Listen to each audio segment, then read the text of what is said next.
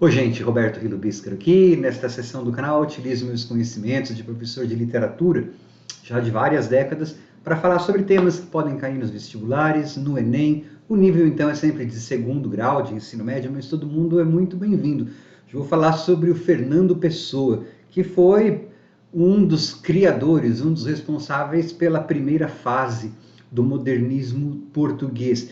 Essa fase, inclusive, é chamada, essa primeira geração do modernismo português é chamada de geração de Orfeu, e em homenagem, inclusive, ao nome da revista, fundada pelo Fernando Pessoa em 1915.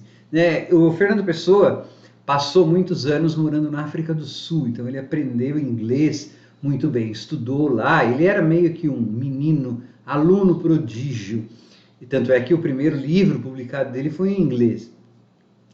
Quando ele voltou a Portugal, a Lisboa, lá por volta dos 17 anos, no final da adolescência, ele voltou para estudar letras. Só que ele estudou só um ano de letras, depois desistiu. Ele começou, quando ele voltou para lá, ele começou a se envolver no meio cultural português, criou a revista Orfeu, criou outras revistas e passou boa parte da vida dele profissionalmente sendo tradutor, né, de textos jurídicos e coisas assim. Faleceu relativamente jovem, em 1935, ele devia ter uns 46, 47 anos. Provavelmente de cirrose hepática, provavelmente exagerou um pouquinho na bebida, né?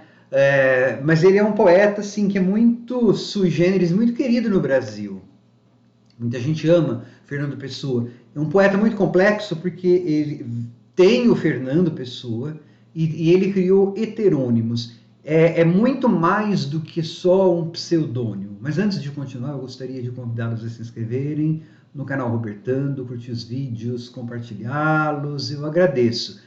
É assim, pessoal, a obra do Fernando Pessoa, ele mesmo, né? Esse nome, Fernando Pessoa, ele mesmo, que é o nome do cara em carne e osso, do escritor, é chamado de ortônimo, O-R-T-O, tá? Não é com H, não, ortônimo. Só que o Fernando Pessoa, ele criou vários heterônimos, que o Alberto Caeiro, o Ricardo Reis, o Álvaro de Campos, a gente vai ver vídeos para cada um. E qual que é a diferença do heterônimo para um pseudônimo? Pseudônimo é só um nome que se usa, tá? No caso do Fernando Pessoa, cada uma dessas pessoas que ele criou, desses heterônimos, desses nomes, tinha estilo diferente de poesia. E não só isso, vinha com data de nascimento, biografia, mapa astral e tudo mais. Então, ele criou diferentes personas, tá? Por isso que o Fernando Pessoa tem o nome de ortônimo, né? Quando você está falando sobre a obra do Fernando Pessoa, quando é assinado pelo Fernando Pessoa ele mesmo, é o ortônimo.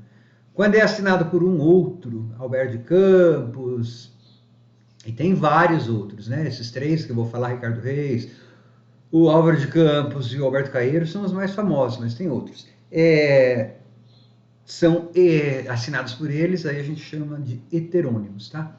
No caso do Fernando Pessoa, ele mesmo, ou seja, do ortônimo, a obra dele, embora tenha traços de ligação, tem características do simbolismo, é uma obra anticonservadora, que não se preocupava com métrica e com detalhes ou regras acadêmicas, né? Era uma literatura que queria quebrar regras de usar formas necessárias para os temas necessários, ou seja, não tinha preocupação em rima, com rima, né? Com métrica, era uma poesia formalmente livre, especialmente no começo, muito irreverente, porque queria chocar a burguesia, né?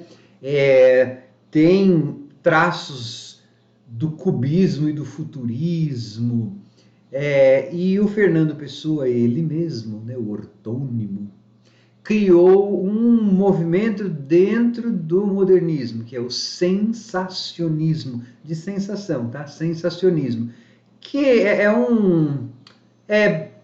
basicamente o sensacionismo pregava a síntese de todas as vanguardas, né? Sentir tudo ao mesmo tempo.